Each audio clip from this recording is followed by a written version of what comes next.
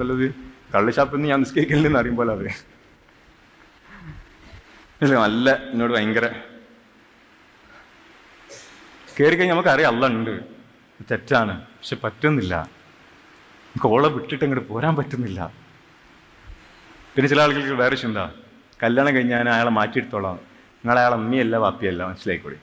കാരണം എന്താണെന്നറിയോ, ഡെവലപ്ഡ് ആയിട്ടുള്ള ഒരു പേഴ്സണാലിറ്റി ഉള്ള ഒരു വ്യക്തിയാണ് നിങ്ങളുടെ ലൈഫിലേക്ക് വരുന്നത്. Always understand this.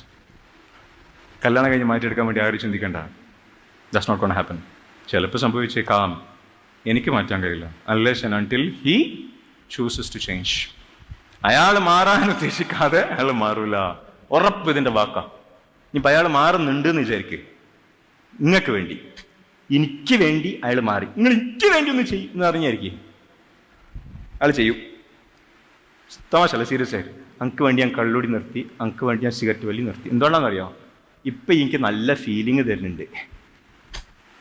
നാളെ അയാളായിട്ട് തെറ്റിക്കഴിഞ്ഞാലോ, ഈ കള്ളുടിക്കുന്ന ആൾ എന്ത് ചെയ്യാന്നറിയോ, വന്നിട്ട് സോഫിൻ്റെ മുളം കിട്ടിയിരുന്ന് ടീപ്പോയിനോട് കാലം എടുത്ത് കയറ്റി വെച്ച് കുപ്പിയെടുത്ത് എടി ഗ്ലാസ് എടുക്കടി. എന്തുകൊണ്ടാ, ഓളെ കുത്തി വേദനിപ്പിക്കാൻ. എന്ത്, ഞാൻ കള്ളുടിക്കാൻ പോവാണ്, കള്ളുടി തുടങ്ങിയ മനുഷ്യ, അപ്പോൾ ഒരു ഫീല് വരാണ്ടോ, ഈ എന്നെ വേദനിപ്പിച്ചലിക്കാൻ അനുഭവിക്കടി, എങ്ങനെ സ്വയം നശിച്ചിട്ട്.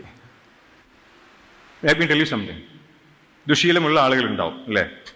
ഈ ദുശീലമുള്ള ആളുകളെ കല്യാണം കഴിക്കാൻ പറ്റുമോ എന്ന് ചില ആൾക്കാരോട് ചോദിക്കും. ഞാൻ പറയും നോ.